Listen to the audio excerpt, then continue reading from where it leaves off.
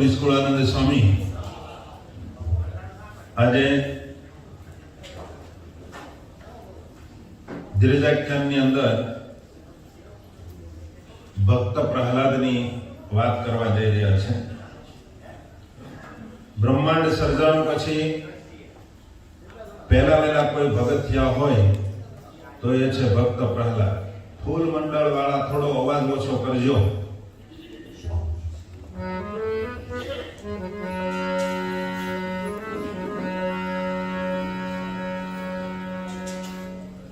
બ્રહ્માંડના પ્રારંભની અંદર જ ભક્ત પ્રહલાદ એ ભગત થયા છે. પહેલા ભક્ત પ્રહલાદ થયા એને કેવી કેવી કષ્ટી સહન કરવી પડી એના બારામાં થોડી આપણને જાણકારી નિષ્કુળાનંદ સ્વામી આપી રહ્યા છે. પછી સ્વામી કહે કોઈને ભગત થવું હોય એના માટેની આ કન્ડિશન છે. કોઈને કોઈ ફેક્ટરીમાં કોઈ કંપનીમાં જોબ કરવી હોય એના આ રૂલ્સ, આ નિયમ, આ ધારાધોરણ છે. એમાં જેને ઠીક આવે અને એમાં જે પાસ થાય એ કંપનીમાં જોબ કરી શકે. એમ સ્વામી આપણને બતાવે છે કે આ ભગવાન સ્વામિનારાયણની કંપની છે. આ સ્વામિનારાયણ સંપ્રદાય એટલે આમાં જેને ભરતી કરવી હોય, જેને મોક્ષ કરવો હોય, જેને છેલ્લો જન્મ કરવો હોય, મહારાજની પાસે જેને પહોંચવું હોય એને આ કન્ડિશન છે. આટલી તૈયારી રાખજો જો તમારે એ ધામની પ્રાપ્તિ કરવી હોય તો. એ જેને થાવું હોય હરિ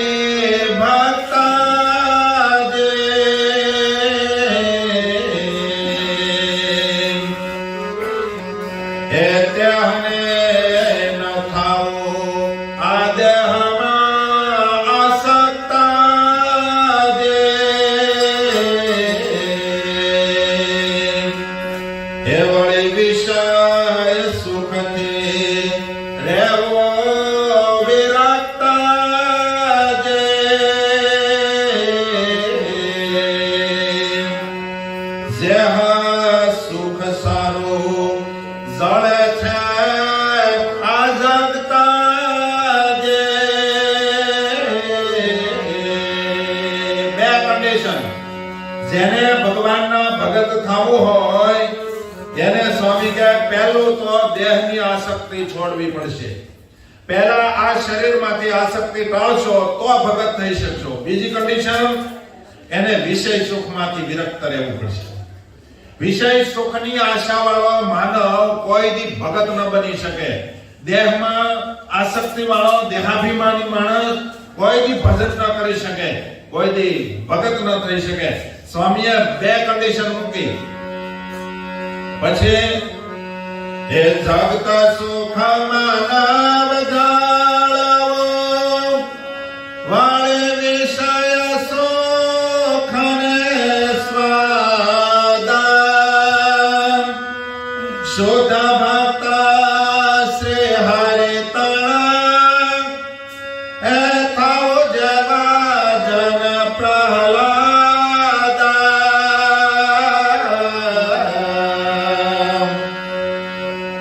પ્રહલાદ ભક્ત પ્રમાણે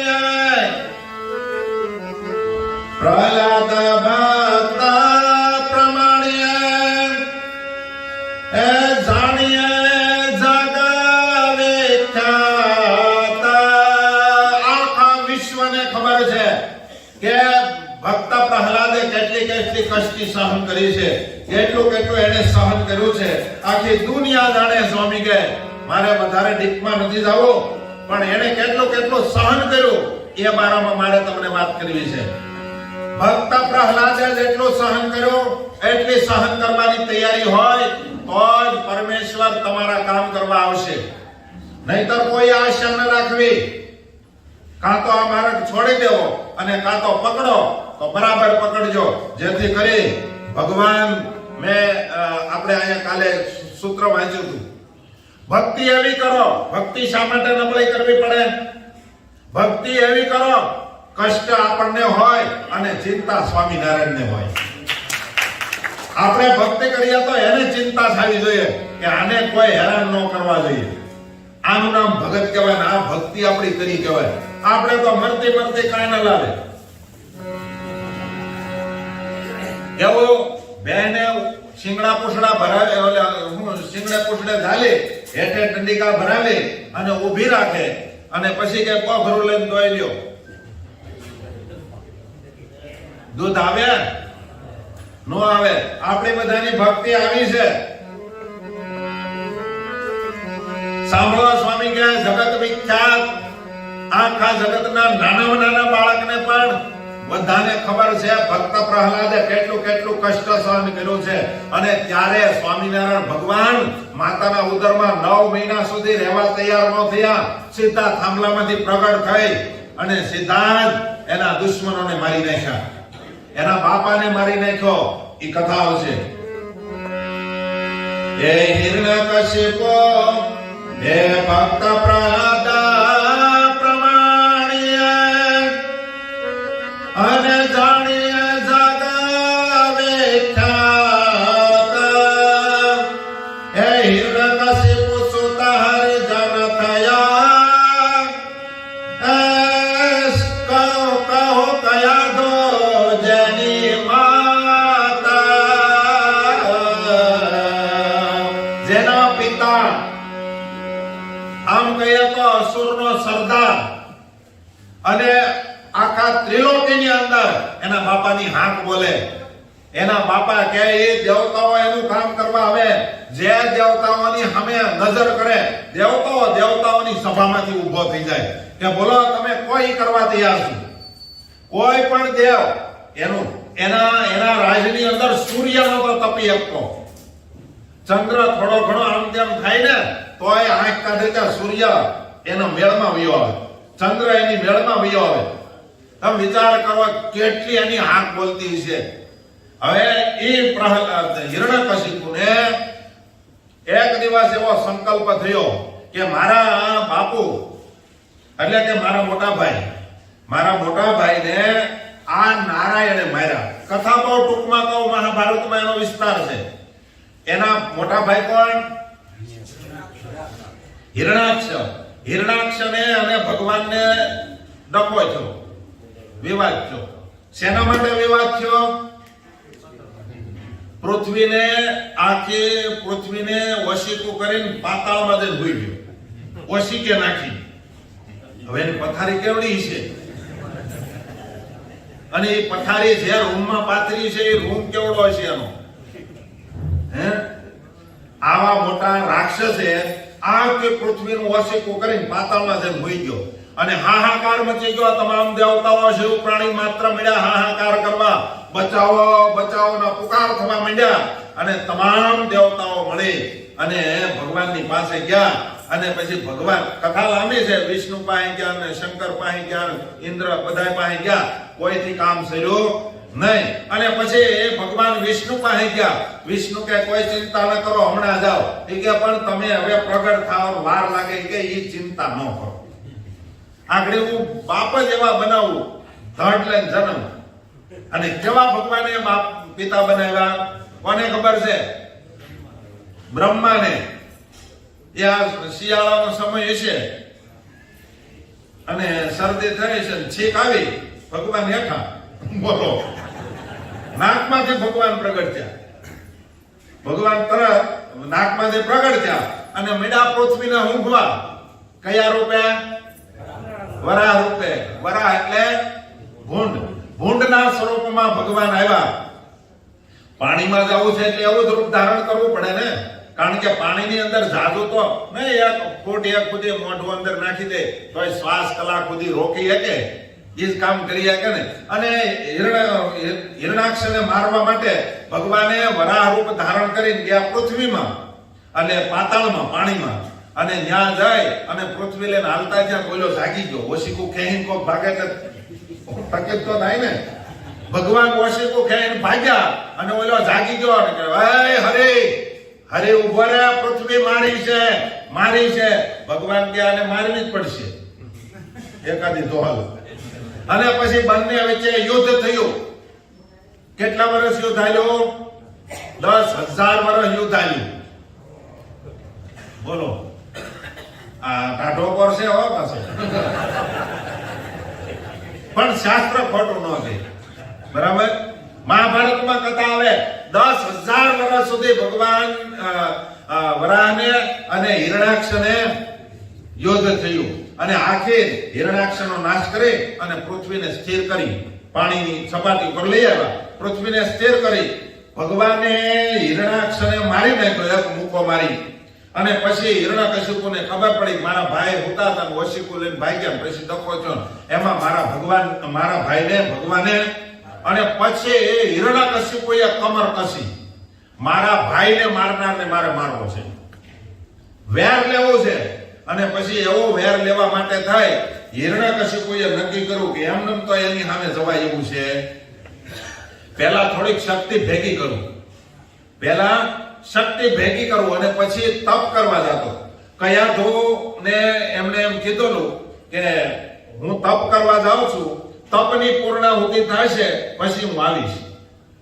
કયાધુ કે પણ હું એકલી પછી શું કરી? કે કાંઈ નહીં, કોઈ ચિંતા ન કર, તારો કોઈ વાળ વાકો નહીં કરે, માટે મને તપ કરવાની રજા.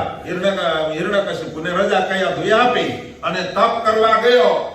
જગ્યાને સાફ સફાઈ કરીને જ્યાં બેહવા ગયો ત્યાં સામે પોપટ નારાયણ નારાયણ નારાયણ બોલતો હતો. હિરણ્યકશિપુને એમ થયું મારો ભજન કરવાના વિઘનમાં મારે જેને મારવો છે, મારો દુશ્મન છે, એનું નામ લે, આ તો અપશુકન કહેવાય. વળે પોપટને ઉડાડી મૂક્યો. વળે સાફ સફાઈ કરીને જ્યાં બેહવા ગયો ત્યાં વળે પાછો પોપટ ઉડી આવે અને નારાયણ નારાયણ નારાયણ કરવા માંડ્યો.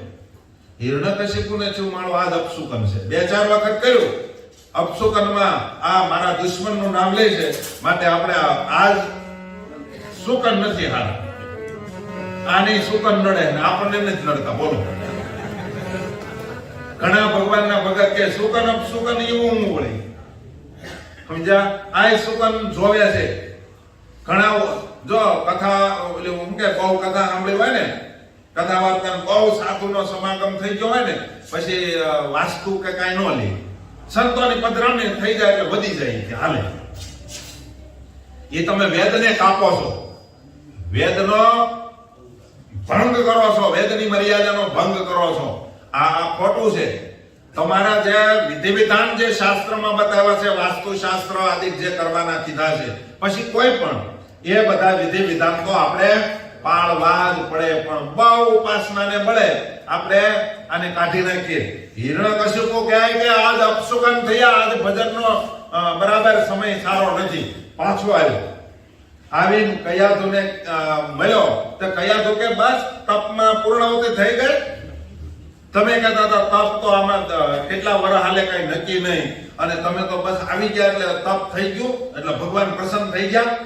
કે ના ના એવું કાંઈ છે નહીં, આજ હું બરોબર ભજન કરવા બેઠો, મારા દુશ્મનનું નામ લેતો હતો પોપટ તોતા, અને એ નારાયણ નારાયણ કરતો હતો, અપશુકન થયા. કયાધુના મનમાં એમ થયું આ નરાધમને વળે અપશુકન, આ જેને મળે એને અપશુકન થાય, એનું નામ લે એને અપશુકન થાય, આને વળે અપશુકન થયા છે. એટલે મનમાં વિચાર કર્યો કે હવે આને આપણે શુકન વાળો તો કરવો જ છે. બરાબર. અને પછી કયાધુએ નક્કી કર્યું, અને કયાધુ નક્કી કરે તો ભલભલાને લાઈને સડાવે. સમજ્યા? અને કયાધુએ પ્રશ્ન કર્યો કે કઈ રીતે અપશુકન થયા? તો કે હું આજ બરોબર સાફ સફાઈ કરીને ભજન કરવાની તૈયારી કરી, ત્યાં એક પોપટ આવી ડાય ઉપર બેહી નારાયણ નારાયણ નારાયણ બોલતો હતો. કયાધુ કે પોપટ ન બોલે. અરે પણ મેં સાંભળ્યું કે હું બોલતો હતો? તો કે નારાયણ નારાયણ નારાયણ બોલતો હતો. અરે એમ હોય પણ કા પોપટ થોડો બોલે? અરે પણ બોલ્યા ને એમ કરીને 108 વાર નામ લેવાય. હું આ હિરણ્યકશિપુને નામ, હિરણ્યકશિપુ જેવો જો પતિ હોય ને તો કયાધુ ધારે તો નામ લેવડાવે, નહીતર મુકાવે વચ્ચે. હું કહું કયાધુની ઉપમા એટલે આપું, એને કુખે ભક્ત પ્રહલાદ જન્મા. સમજ્યા? એને કયાધુ જ કહેવાય. જેને કુખે ભગવાનનો ભગત જન્મે એ જેવી તેવી માતા હોય નહીં. આપણે ભલે એ અસુર પત્ની હતી, પણ કયાધુ અને એ સમયે કયાધુનો સંગ કર્યો અને ગર્ભની અંદર ભગવાને ભક્તને મોકલ્યો અને ભક્ત પ્રહલાદ કયાધુના ઉદરમાં આવ્યા. સવાર થયો ને હિરણ્યકશિપુએ નક્કી કર્યું કે હવે જાવ તપ કરવા, કારણ કે દિવસ બદલી ગયો. પછી એ વયો ગયો. ઇન્દ્રાદિક દેવતાઓને મનમાં સંકલ્પ થયો કે કયાધુના ઉદરની અંદર અસુરનું આગમન થઈ ચૂક્યું છે, માટે કયાધુને પકડીને લઈ જઈએ અને પછી કયાધુને આપણે છોડી દઈશું, પણ એના ઉદરમાં જે બાળક જન્મે એ બાળકને આપણે મારી નાખશું, કારણ કે હવે અસુરનું જાદુ હાલવા દેવો નથી. એટલે હિરણ્યકશિપુ તપમાં ગયો. આ બાજુ કયાધુને ઉપાડીને ઇન્દ્ર જાતો હતો આકાશ માર્ગે. એમાં કયાધુ કાળો દેકીરો કરે જતી હતી, કોઈ બચાવો, કોઈ બચાવો. અને એમાં નારદજી ભજનમાં બેઠા હતા. પર્ણકુટીમાંથી બહાર નીકળ્યા અને કીધું કે કોણ જાય છે. મનમાં વિચાર કર્યો. ત્યાં તો આકાશમાં જોયું તો એક પુરુષ નારીને ઉપાડીને જાતો હતો. અને એ વખતે નારદજીએ કીધું, મંત્ર બોલી કે તું નીચે આવ, તું છો કોણ? એટલે ઇન્દ્રએ કીધું કે હું ઇન્દ્ર છું. એમ કરીને નીચો આવ્યો. પછી વાર્તાલાપ છો, મહાભારતમાં લખ્યું છે. પછી હિરણ્યકશિપુને નારદજીએ કીધું, પણ તારે કયાધુ આ અબળા કહેવાય, તું તો રાજા છો, આ તને નો શોભે, આ તારે નો કરાય. અબળા નારીને તો હેરાન કરે, મારે આનું બહુ મોટું પાપ લાગે. તાકે જો સાંભળો નારદજીને કે મહારાજ, હું આને કશું કરવાનો નથી. આના ઉદરની અંદર જે બાળક છે એ અસુરનું બાળક છે, માટે એ જન્મે એ ભેગું જ મારી નાખવું છે. એટલે નારદજી કહે, નારાયણ નારાયણ, તું બહુ ભૂલ્યો ઇન્દ્ર, તને ખબર નથી એના ઉદરની અંદર ભગવાનનો ભગત આવી ચૂક્યો છે. એ પણ ખાતરી હું તો કે તું મૂકી દે, અને તને એવું લાગે કે તને વિશ્વાસ નથી તો પછી તારે છે ને આ કયાધુને મારા આશ્રમમાં મૂકી દે. એના સ્થાને ન મૂકવા જાય કઈ નહીં, મારા આશ્રમમાં રાખી દે. એનો બાળકનો જન્મ થાય પછી તું તારે, તને એવું લાગે કે અસુર છે તો તું તારે કયાધુને લઈ જાય. બસ એમ કરી નારદજીના આશ્રમની અંદર કયાધુને મૂકી અને ઇન્દ્ર જતો રહ્યો. પણ કાયમને માટે એકવાર આટો મારે, સમજ્યા? એમાં કયાધુ પછી નારદજીના યોગમાં આવ્યા. નારદજી કાયમ કથા વાર્તા કરે, કયાધુ બેઠા બેઠા સાંભળે. એમાં 8-9 મહિના થયા, બાળક મોટો થયો માતાના ગર્ભની અંદર. જે ગર્ભમાં મોટો થયો અને એ વખતે નારદજી કથા કરે ત્યારે માતાને તો બહુ થાય, એટલે થાકી ગયા હોય, એટલે નિદ્ર આવી જાય, એટલે ઝોલું આવી જાય. એટલે નારદજી કથા બંધ કરે કે હવે, અને કોઈ હુતા હોય એને જગાડાય તો નહીં. અને એમાં તો એને તો નહીં જ, એવું લાગે તો હાથે ચા કરી લેવો, પણ કોઈને જગાડવા નહીં. નાગણીને અડો અને જેમ કુફાડો મારે, એટલે આમાં છે ને હાથે ચા કરી લેવો. ચા પીવો છો પાછા જોઈજો. હે, કોણ કોણ ચા પીવે છે? હાલો, ન પીતા હોય તો આમ તો નહીં ઉછવાટ કરે, ઊંધું હાકી કઈ મેળાવે છે. હવે આ નથી ઓછું કર્યો એ પીવે છે, એનો અર્થ એવો છો. હે,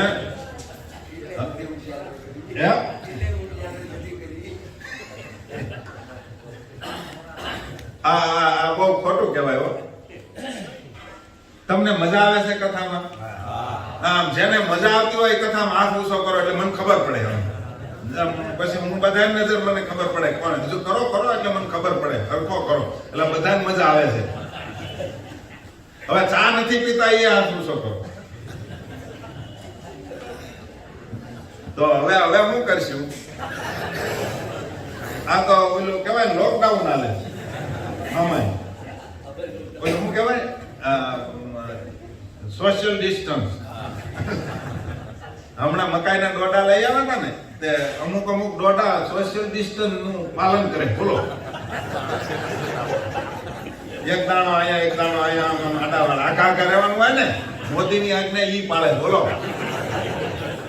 આપણા વડાપ્રધાન કેટલા મહાન છે. વનસ્પતિ ઉપર એનો પ્રભાવ પડ્યો અને કાયદો છે. અને આપણા વડાપ્રધાન આપણા માટે કઈક સારું કરે છે તો એના માટે વનસ્પતિ ઉપર અસર થઈ. બરાબર? તો હવે આપણે કાંઈ અસર નહીં થાય કે આપણે અસર થઈ છે આ બાબતમાં? એક નાની ટકોર કરી દઉં કે જો ભગવાન અને ભગવાનના સાચા સાધુને રાજી કરવા હોય ને, સાચા સાધુને રાજી કરવા હોય ને, તો જેનું જીવન નિરાળું છે, નિર્વ્યસની છે, એની ઉપર ભગવાન ને ભગવાનના સાધુની નજર પડશે અને એની નજર પડશે તો જ તમારું પ્રારબ્ધ ફરશે. બાકી તમે ગમે એટલા ધનુર્માસ, ચાતુર્માસ કે અધિક માસ ભરશો ને તોય પ્રારબ્ધ ફરશે નહીં. આ વાત કાળજામાં લખી લેજો. ભગવાન અને ભગવાનના સાધુ એ અંતર્યામી હોય છે. એટલે કયાધુને જગાડાય તો નહીં, એટલે નારદજી કયાધુને જગાડે નહીં અને કથા બંધ કરી દે.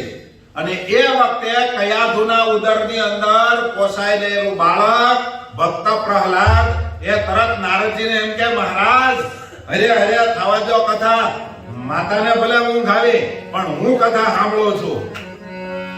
બોલો, માતાના ઉદરની અંદર રહી નારદજી દ્વારા એને ઉપદેશ ગ્રહણ કર્યો. એટલે નિષ્કુળાનંદ સ્વામી આમાં એમ લખ્યું કે ગર્ભવાસમાં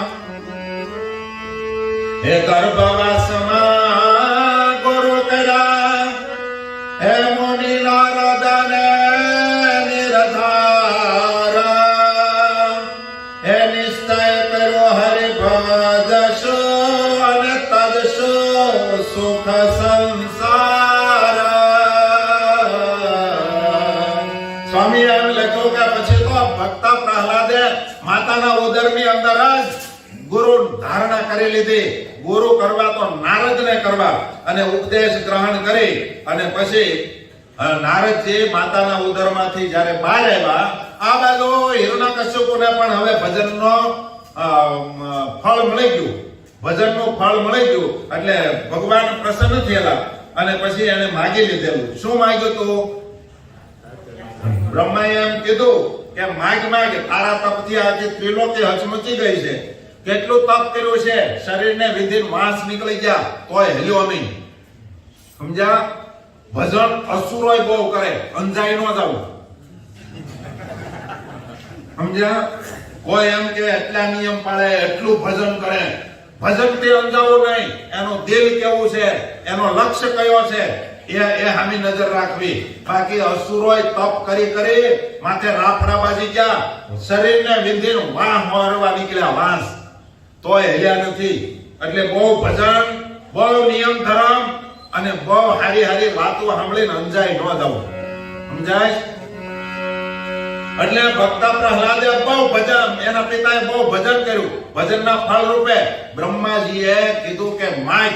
અને એ વખતે વિચાર કર્યો કે આનાથી ન મરું. કોનાથી? તો કે માણસથી ન મરું, પશુથી ન મરું, લાકડાથી ન મરું, લોઢાથી ન મરું. બ્રહ્મા વચ્ચે તથાસ્તુ કહેતા હતા. પછી બ્રહ્માએ અટકાવ્યું કે ભાઈ ઉભો રહે, તારે લિસ્ટ કેટલું લાંબુ કરવું? એક કામ કર, તું બધાયનું લિસ્ટ કર, હું ઉભો છું. પછી એમાં નીચે સાઈન કરી દઉં એટલે બધા વધી જાય. આ હું બોલું, તું બોલે, આમાં વર્ષો વયા જાય તથાસ્તુ કહેવામાં. એક કામ કર, લિસ્ટ કરી લે. અને એ લિસ્ટ કર્યું. સમજ્યા? અને લિસ્ટ ની અંદર ભગવાને વાંચ્યું કે માળા આને મારવો કેમ?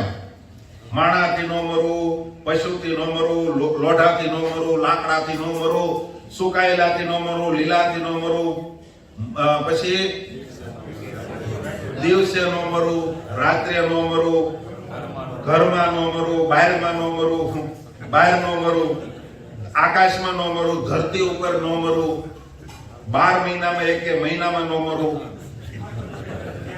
એટલે આ હું બધું બ્રહ્માએ તોય સહી તો કરી દીધી કે કાંઈ વાંધો નહીં, વિષ્ણુ લડી લે. સહી કરી લઈ આજે લડવાનું વિષ્ણુ ને. સમજ્યા? એટલે કે કાંઈ વાંધો નહીં, સહી તો કરી દીધી. પછી તો બ્રહ્માએ અદ્રશ્ય થઈ ગયા. હવે આને મારવો કેમ? ભગવાન કેટલા વર્ષ સુધી પછી વિચાર્યું. હવે આગળની કથા એ તો તપ કરીને આવતો રહ્યો. પછી નિષ્કુળાનંદ સ્વામીએ વાત લખી છે. એ પછી ભક્ત પ્રહલાદ પ્રસવા એ વળે વિચાવા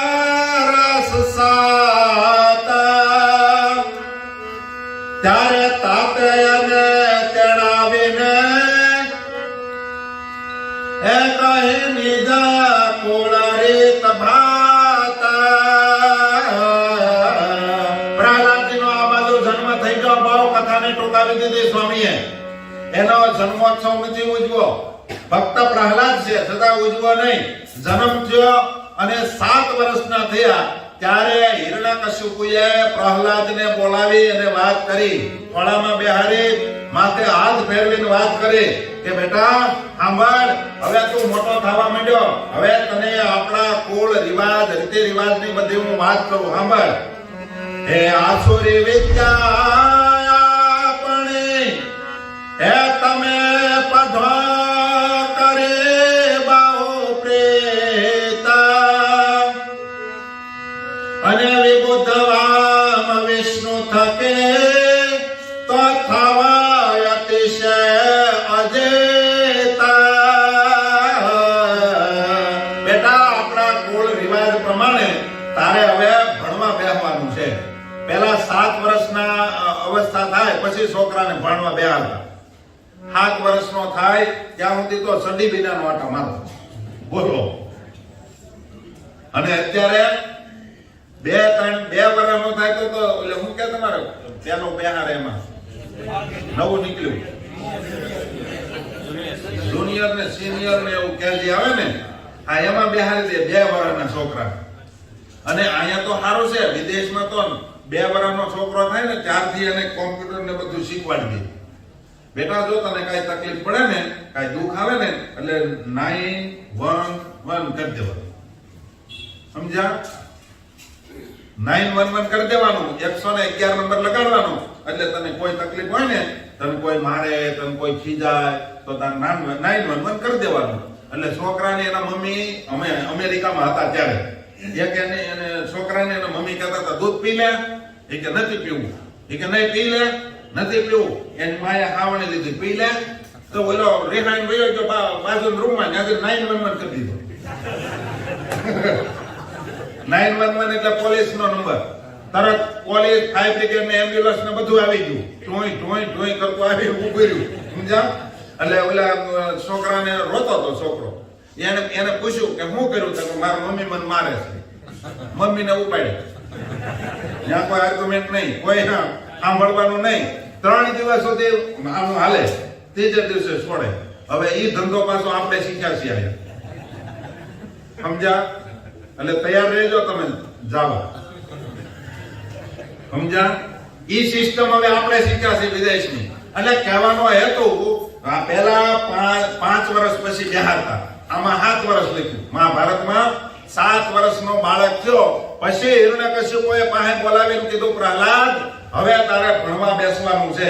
અને બેટા સાંભળ, આપણા કુળનો રિવાજ એવો છે, આપણી પરંપરામાં દેવતાઓથી આપણે અવળું ઝાલવાનું.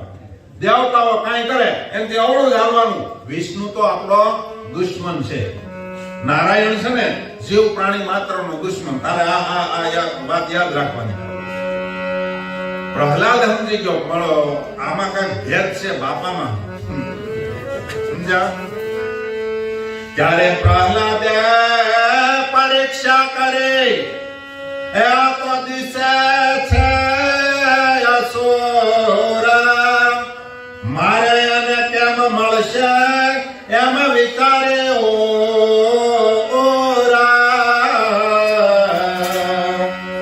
મારે બાપાને ભેગું કેમ હાલશે આમાં? કારણ કે બાપા તો અસુર લાગે છે. 7 વર્ષના છોકરાને ખબર પડી ગઈ એનું કારણ. કથા વાર્તાના યોગે ખબર પડી ગઈ 7 વર્ષના બાળકને કે આ અસુર છે ને આ દૈવી છે.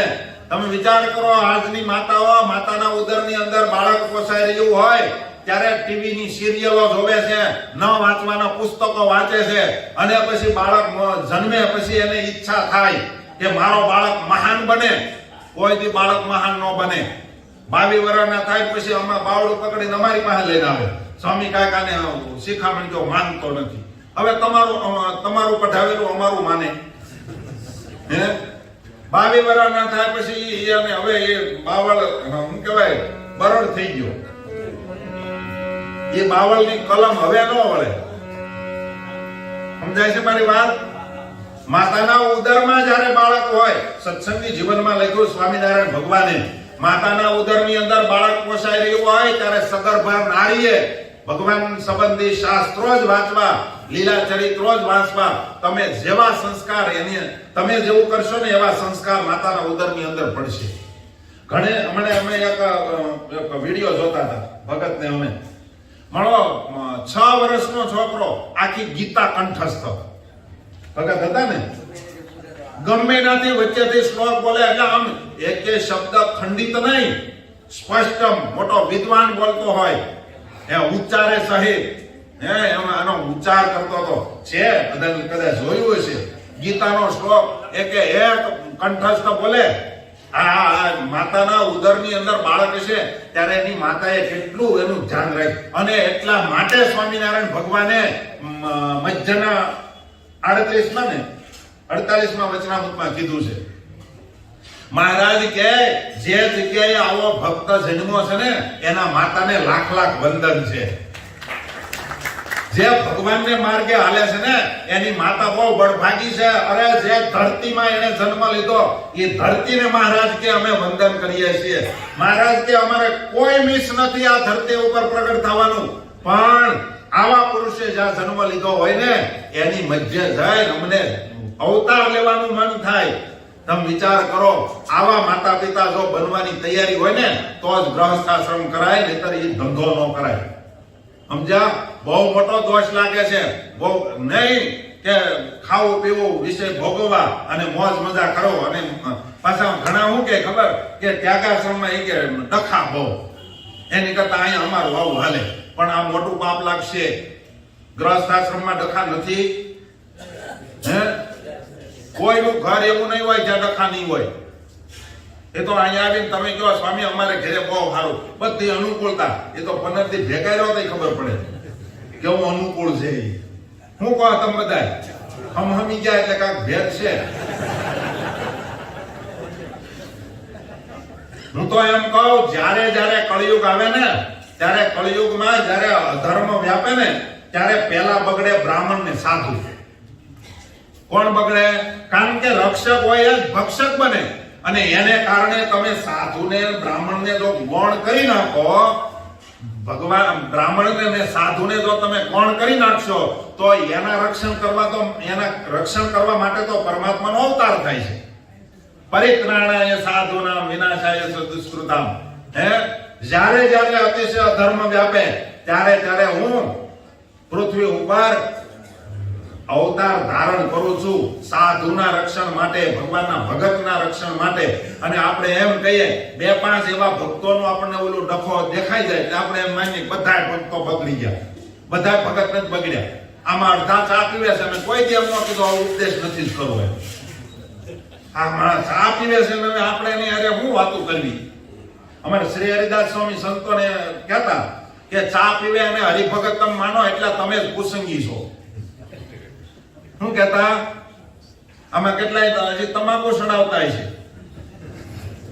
અને પાછા મોવડી થઈને ફરતા છે. નક્કી નહીં, આપણને તો ખબર નહીં સુરતના સત્સંગની. ચા પીવા વાળા મોવડી થઈને ફરતા છે અને પાછા એમ કે આ વખતે સત્સંગને સુધારી નાખો. અમારે એક હરિભગત આવ્યા હતા, મોઢામાં માવો હતો તો ફૂંકવા જવાનું વેળું નહોતું. એટલે આમ બુસું મોઢું કરીને બોલતો અમે સત્સંગમાં થોડો કુસુમ છે. તું પેલા ફૂંક્યા જા. હવે ઈ સત્સંગમાં કુસુમ કરતા તાળો પેલા સુધાય. ગોપાળાનંદ સ્વામી હું વાતોમાં લખ્યો, જગતને સુધારવા કરતા પહેલા પોતે સુધરો. પોતે સુધરો એટલે દુનિયા મળે સુધરવા. તમારું વર્તન એવું હોય કે તમને સુધરેલા જોઈને બીજાને એમ થાય કે આપણે પણ સુધરીએ. એવું વર્તન તમને હોવું. પહેલાથી નજીક કોઈ આવો વાહન વાળા આગળ વ્યા હોય તો પછી કોઈ કેવું ન પડે. આગળ વ્યા આવો ને હરોમાં આગળ વ્યા. આ બધું આમાં આપણે છે ને કથા વાર્તા છે એટલે આમાં કોઈ મોટા નથી ને કોઈ નાના નથી. વહેલા આવીને બેહી મોટા, બરાબર. પછી છેલ્લે મોટા આવે ને પછી બધાનો વિક્ષેપ કરીને આગળ બેસવાની કોશિશ કરે તો બધાની લિંક તૂટે. સત્સંગી જીવનમાં દોષ લખ્યો છે એટલા માટે કહું છું. અને જે વહેલા આવે ને એને જગ્યા પહેલેથી જ પૂરી દેવી. એટલે પછી અને ભરાઈ તો જવાનું જ છે, સવાલ જ નથી. બરાબર.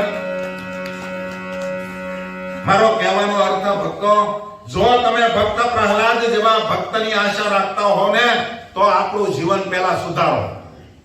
સમજ્યા? હવે ઘણા પાસે એમ કે હવે શું કરવું, હવે સુધરે એવું છે નહીં, અને હવે સુધરે તો મેં આવે એવું નથી. દીકરા મોટા થઈ ગયા, હવે એને એવા સંસ્કાર આપો, ઠાકોરજીનો થાળ કરીને ધરાવો, ભગવાન સંબંધી જ ઘરમાં વાતો કેસટો વાગ્યા કરવી જોઈએ, તો આખું વાતાવરણ પલટી જાય. ભક્ત પ્રહલાદે નક્કી કર્યું કે મારા બાપ અસુર છે, માટે મારે ને એને બનશે નહીં. પણ અત્યારે બોલાય એવું છે, કારણ કે હું નાનો છું, મારા બાપાથી તો ત્રિલોકી ધ્રુજે છે, એટલે મારું આમાં હાલશે નહીં. એ મારે ભજવા છે ભગવાનને, અને તજવી છે વિષય સુખની આશા. એ દેહ ગેહ તારા દામથી અતિશય થાવું છે ઉદાસ. પ્રહલાદજી કે મારે નાને બનશે નહીં, કારણ કે આને બધા વિષય જોતા છે, અને મારે વિષય જોતા, મારે આ શરીરથી, ઘરથી, આ જગતથી ઉદાસ થાય અને પરમાત્માનું થવું છે. અને આ એમ કે છે આપણા નારાયણ છે એ આપણા બધાના દુશ્મન છે. આપણા કઈ તો વાંધો નહીં, જેવો પ્રાણી માત્રના દુશ્મન છે, આવું આ લોકો સમજે છે. હવે મારે ને એને કેમ બનશે? હે પણ એ હવા તમે, એ હવા તમે અસુરને હે વળે નહીં ગમે નિરધાર. માટે મારે એને નહીં મળે હે એવા કયા મુરે વિચાર. હવે મારે એને બનવાનું નથી, માટે કાંઈક વિચાર કરવો પડશે. વિચાર કર્યા વગર ભગવાનનો ભગત કોઈ જ પગલું ભરતો નથી. પણ હમણાં તો એને હા કહો. હા બાપુજી, નાનો હોય ત્યારે બાળક હાયા હા કરે, મોટો થાય ને પછી કે બાપા બેહો, અમને ખબર છે. પણ હમણાં તો એને હા કહો, એ વળી ના કહેવાય કેમ. પછી નિષ્કુળાનંદના નાથનું થાશે જેમ ધાર્યું હશે તેમ. અત્યારે તો હા કહો, પછી મહારાજની મરજી. અત્યારે બહુ ડખો કરવામાં સારું છે નહીં, કારણ કે હું નાનો છું. હવે કેવડો મોટો હશે તમે વિચાર તો કરો. એને સમુદ્રની અંદર પ્રવેશ કરે ને તો ગોઠણ હું સમુદ્ર થતો. હવે એ પ્રહલાદ 7 વર્ષનું છોકરું, એને તો આમ જાણે શું કહેવાય, મચ્છરી પકડ્યું એવું લાગે ને. એટલે અત્યારે કાંઈ બોલ્યા જેવું છે નહીં. પછી મોટો થાવ પછી જે મહારાજની, અમારે હું અમેરિકા એક દિવસ બેઠો બેઠો વાંચતો હતો, એમાં નાના ટ્રસ્ટી અને છોકરાને લઈને આવ્યા કે સ્વામી આને આશીર્વાદ આપો. મેં કીધું કેટલામું ભણે? કે 8મું ભણે છે. મેં કીધું આ તમારો છોકરો છે કે બાપુજી છે? સમજાય? નાના દૂધ ફેટ ઉપર આવે, નંબર ઉપર આવે, 1 નંબર, 0 નંબર, 0.00 નંબર ઉપર દૂધ આવે. એ જેવું દૂધ ખાય ને એવો છોકરો થાય. હા, કારણ કે ઓલું દૂધ તો છે જ નહીં, એટલે બાટલીનું ને આ બધું હાલે ગેલેન ઉપર. એટલે એ દૂધ ખાય અને છોકરો એટલો મોટો. મેં કીધું આના કપડા તમને થઈ રહે? કે ના, મને મોટા પડે. હવે સમજી જાઓ, આપણા ટ્રસ્ટી છે હોય પાછા 8 વર્ષનું. હું તો આમ જોઈ રહ્યો, મેં તું ભગત કેમ છે, મજામાં? હકીકત સાવ ખોટી વાત નથી ને હસાવાની વાત નથી. જેને વિદેશનો અનુભવ હોય છે એને ખબર હશે, નાના દૂધ પીવે ને એવો છોકરો આમ ફાટે. આમ તમારે જેટલું મોટું થવું હોય એટલું, જેટલું પહાડી બનવું હોય ને એટલું થઈ જશે. અત્યારે જેટલા કઠોડિયા છે ને એને એ દૂધ પાવાની જરૂર છે. કઠોડિયામાં સમજો તમે, આ જીંજીડા જેવા માંડવીના જીંજીડા આવતા પેલા ગોગડા, એને એ પાય દેવાય એટલે નડે નહીં. સમજ્યા? આ કઠોડિયા નડે બહુ પાછા.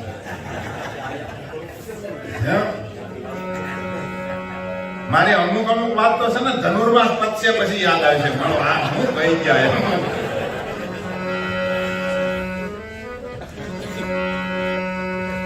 ત્યારે પ્રહલાદ કહે પિતાએ સારો જે ભણીશ જેમાં ભલું થશે મારો જે એટલું વચન માનીશ હું તમારો જે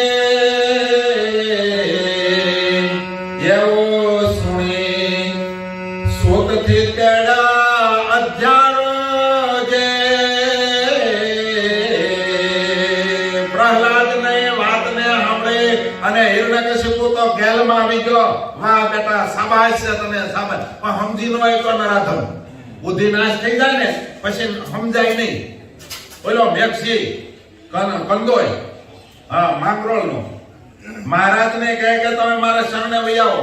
મહારાજ કે બધી વાત મુક્તાનંદ સ્વામી ને બહુ ગચકાવે. તમે સત્સંગ જીવનની કથા સાંભળી છે એમાં પ્રસંગ આવે છે. પછી મહારાજ કે કામ કર આ બધાને તારા આ કરવું આ કરવું એની કરતા તું એક કામ કર.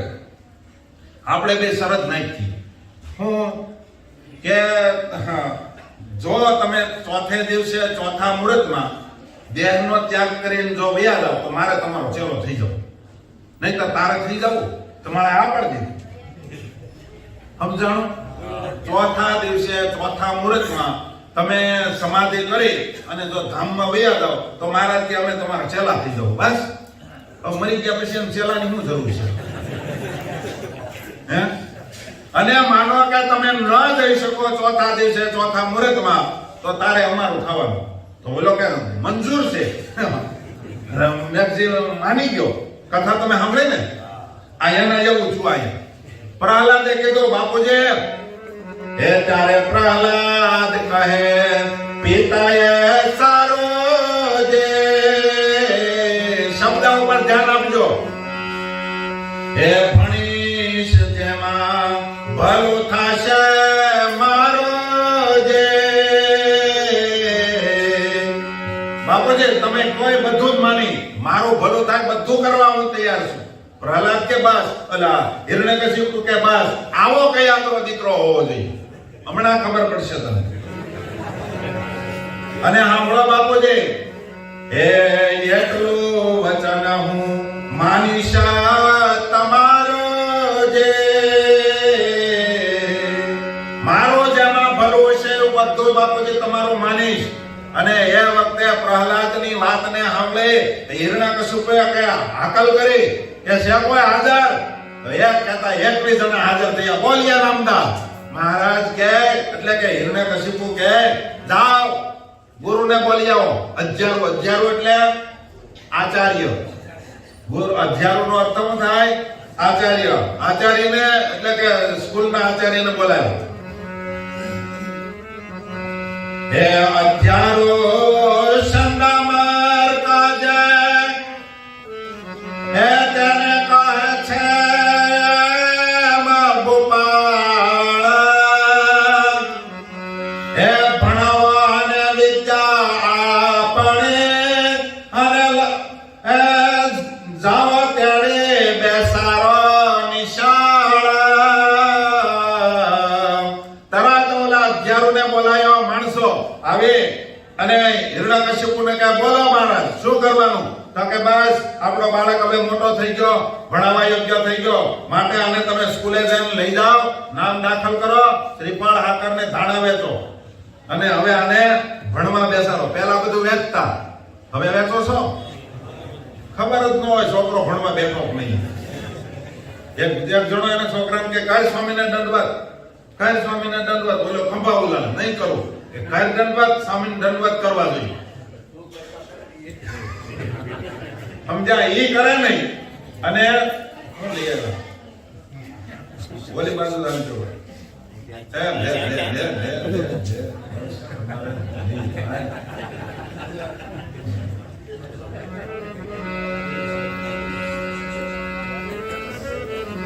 તકલીફ આ થાય. સમજા? આમથી ભાઈ એવું નથી કે આમ આમથી આવવાનું રાખો તો સમજ્યા? એટલે હું સીધું આમથી સીધું ઓયો. અમુક શીખવાડવાનું ન હોય, ખબર પડી જ જવી. એટલે પ્રહલાદજીને હું વાત આવતી હતી, અધ્યારોને બોલાવ્યા અને ભણવા બેહાડ્યા. પહેલાના વખતમાં ભણવા બેહાડતા ત્યારે બધું વેચતા. એટલે એક ભાઈની વાત કરતો હતો. એક ભાઈ છે ને એના છોકરાને કહે કર સ્વામીને દંડવત. તો છોકરો ખભો બોલાવે. પછી મેં એને કીધું એમ નહીં કરે, એ પ્રેક્ટિકલમાં માને હવે દુનિયા કે એમ કરવા એટલે ખબર કેમ પડે. બોલો એક જણો કહે કે આ મારા ફટાકડા છે ને બહુ સરસ ફૂટે, અવાજ એટલે આમ 3 શેરીઓ સુધી અવાજ આવે. એ કે ફોડી બતાવો. સમજ્યા? હવે ફોડી બતાવે તો પૂરું થઈ જાય. પછી ફટાકડા લઈને હું છે. સમજ્યા? એટલે ઓલા બાપાને કીધું કે એને તમે પ્રેક્ટિકલ કરી બતાવો ત્યારે એ દંડવત કરે. એમ આયા સંગામર્કને નિશાળે લઈ જવાની આજ્ઞા કરી. પ્રહલાદને લઈ ગયા અને સ્કૂલમાં બેહાડ્યો. ત્યારે પ્રહલાદ બેઠા પછી પાઢવા એ લખી આપા આસુરી અંક લખ્યા. કયા અંક લખ્યા? નારાયણ જીવ પ્રાણી માત્રનો દુશ્મન છે. ત્યાં હું લખાયું? અહીંયા ધ્યાન રાખજો. હું લખાયું? નારાયણ જીવ પ્રાણી માત્રનો દુશ્મન છે. લખીને આવ્યું. હે પ્રહલાદ બેઠા પછી પાઢવા અને લખી આપા આસુર્યંક. તેને તરત ટાળી લખ્યા નારાયણ નિશંકા. પ્રહલાદે કીધું કે મળો આપું, આ નારાયણ જીવ પ્રાણી માત્રનો દુશ્મન છે. હવે નારદજી તો એમ કહેતા હતા, ગુરુ મને એવું કહેતા હતા, મને ગુરુ મંત્રમાં એવું ભણાવવામાં આવ્યું છે કે જીવ પ્રાણી માત્રના મિત્ર છે. નારાયણ જીવ પ્રાણી માત્રના મિત્ર છે. અને આ તો આ બીજા ગુરુ પાસે એમ કહે છે કે નારાયણ જીવ પ્રાણી માત્રના દુશ્મન છે. ગુરુ મંત્રનો અર્થ શું થાય છે કોને ખબર છે? તમારા ગુરુ મંત્ર કોણે ગુરુ મંત્ર લીધો છે ઈ કો પહેલા. જેને લીધો હોય યાદ પૂછો કરો. આચાર્ય મહારાજ પાસેથી જ લેવો પડે. અને ગુરુ મંત્ર હજી એટલા બધા ગુરુ મંત્ર નથી લીધો. શું વાત છે? ગુરુ મંત્ર પ્રાપ્તિ મહોત્સવ સુરત ખાતે ઉજવ્યા. એટલે જેને ન લીધો એને લેવાય તો જાય. ગુરુ મંત્ર જ્યાં સુધી ન લો ત્યાં સુધી તમારી પૂજા પાઠ એનું કોઈ ફળ મળતું નથી. તમે ભજન કરો, કાંઈ વ્રત કરો, દાન કરો, તપ કરો, એની કોઈ ફળશ્રુતિ નથી. અને એ ગુરુ મંત્ર આચાર્ય મહારાજ જ આપી શકે. અને આજના સંદર્ભમાં પહેલાના વખતમાં દુકાને બોર્ડ મારતા હતા કે ઘી મળે એટલે ઘી લઈ જતા હતા બધા. પણ હવે લખવું પડે છે શુદ્ધ ઘી મળશે. શું કામે? ડાલડા આવવા મળ્યું. સમજ્યા? એટલે હવે કેવું પડે લક્ષ્મી નારાયણ દેવ દક્ષિણ વિભાગ દક્ષિણ હિન્દુસ્તાનના ધણી અને લક્ષ્મી નારાયણ દેવ ગાદીના વિદ્યમાન આચાર્ય મહારાજ અજેન્દ્ર પ્રસાદજી મહારાજ પાસે ગુરુ મંત્ર લેવો પડે. બીજા પાસે કોઈ પાસે ગુરુ મંત્ર છે નહીં અને કોઈની પાસે એવી તાકાત નથી દઈ શકે અને એ ગુરુ મંત્ર જીરવી શકે એવી તાકાત નથી. એક માત્ર આદિ સૃષ્ટિથી અત્યારે જે ગુરુ મંત્ર ચાલ્યો આવે છે વિદ્યમાન આચાર્ય અજેન્દ્ર પ્રસાદજી મહારાજ પાસે છે. બીજા કોઈ પાસે નથી. સમજ્યા? અને કોઈ એમ કહેતો હોય કે અમે તો આને એ તો ખાલી મોરો બનાવ્યો છે તમે. સમજ્યા? આ ખોટા આ જે લાલ પાક મળે ને એટલે કે આચાર્ય એવી તો કાશીની અંદર વિદ્વાનો પહેરે છે. સમજ્યા? પંડિત હોય અને એ પંડિત ડ્રેસ કહેવાય. પંડિત પાક તો બધાય પહેરે. પણ ગુરુ મંત્ર ન હોય ને ત્યાં સુધી એની અંદર દેવેત્વ ન આવે. એટલે બિચારાને દબાવવું પડે છે. સમજ્યા? કારણ કે મંત્રની તાકાત છે, કોઈથી દબાય નહીં. અને ગુરુ મંત્ર લીધા વિના કોઈ ફળશ્રુતિ નથી થતી. માટે દયા કરી, જો તમારા જીવ ઉપર દયા આવતી હોય તો દયા કરી અને આચાર્ય મહારાજ પાસે જેણે જેણે કોને કોને બાકી છે ઈ કહો તો, ગુરુ મંત્ર લેવાનો બાકી હોય. ગુરુ મંત્ર જ્યાં સુધી નહીં લો ત્યાં સુધી ફળશ્રુતિ થવાની નથી. તો ગુરુ મંત્ર આચાર્ય મહારાજ પાસે વહેલી તકે લઈ લેવો અને ભૂખે પેટે લેવાનો હોય. એટલે સવારના પોરમાં સાંજે જાઓ એટલે સવારે માણસી હાજર હોય એટલે ભૂખ્યા પેટે ગુરુ મંત્ર લેવાઈ જાય. નહીંતર પછી આપણે અહીંયા આયોજન કરી ગુરુ મંત્ર પ્રાપ્તિ મહોત્સવ અમે ઘણા વર્ષ પહેલા ઉજવો. સમજ્યા? તો મારો કહેવાનો હેતુ પછી પ્રહલાદને મનમાં એમ થયું કે પેલા ગુરુ આમ કહેતા હતા અને હવેના ગુરુ બધા આમ કહે છે. અને પછી નારાયણ એટલે આપણા આદિ ગુરુ કોણ છે? આદિ ગુરુનો અવગુણ નાખવા માંડ્યા. જો આ બધા ભેગા થઈ એટલે આપણા ગુરુનો કોઈ અવગુણ નાખે એટલે સમજી લેવાનું કે આ સંડામર કમાયેલા છે. અવળું ભરાવે એટલે હું સમજી લેવાનું સંડામર્કના પરંપરાના ગુરુ લાગે. આ આપણા ગુરુ નારાયણની પરંપરાના ગુરુ છે નહીં. એ કોઈથી ભગવાનનો અવગુણ નાખે નહીં, ગુરુનો અવગુણ ન નાખે. અવગુણ નાખે અને આવે એ સંડામર્કના વંશના હોય. બરાબર ને? એ ગુરુ હોય કારણ કે એને શીખવાડ્યું કે નારાયણ જીવ પ્રાણી માત્રના દુશ્મન છે. પ્રહલાદે મનમાં વિચાર કર્યો કે મારું આવું તો કે મેં સાંભળ્યું નહીં. નારદજીની આગળ 9 મહિના સુધી મેં કથા સાંભળી. નારદજી તો મિત્ર વાતો કરતા હતા અને નારદજી આપણા ત્રીજા ગુરુ છે. કોણ? નારદજી આપણી પરંપરામાં ત્રીજા ગુરુ. પહેલા ગુરુ નારાયણ, બીજા ગુરુ બોલો. હજી અડધાને ખબર નથી, 2 જણા બોલે છે. બીજા ગુરુ કોણ? લક્ષ્મીજી. અને ત્રીજા ગુરુ નારદજી આપણા ત્રીજા ગુરુ છે. એટલે એને ગુરુ મંત્ર આપવાનો અધિકાર છે. બાકી કોઈ એમ કે નારદજી છે એ સાધુ રૂપે છે, સાધુ નહોતા, આચાર્યના રૂપમાં છે. અને ભગવાનનું મન છે અને ભગવાનના અવતારમાં એની ગણતરી થાય છે. સમજ્યા? એટલે નારદજીને કોઈ સાધુ ન માનતા ને ભગવા પહેરાવતા નહીં. પછી પ્રહલાદે નક્કી કર્યું કે આમાં થોડો વિચાર કરવો પડે એવું છે. ગુરુ એમ કહેતા હતા, આપણા આચાર્ય મહારાજ એમ કહેતા હતા કે ગુરુ તો નારાયણ છે અને આ એમ કે છે ફલાણા સ્વામી આપણા ગુરુ. એટલે ભેદ છે કઈ. સમજ્યા? સાધુને કોઈથી ગુરુ કહેવા નહીં. સાધુને ગુરુ થવાનો ભાગવત અધિકાર ના પાડે છે, છીનવી લીધો છે. ભાગવતે ના પાડી સાધુ કોઈથી ગુરુ પરંપરા ચલાવી ન શકે, સાધુ કોઈથી ગુરુ થઈ ન શકે. અને કોઈ કહેતું હોય તો એને દિશા પલટી ગઈ છે.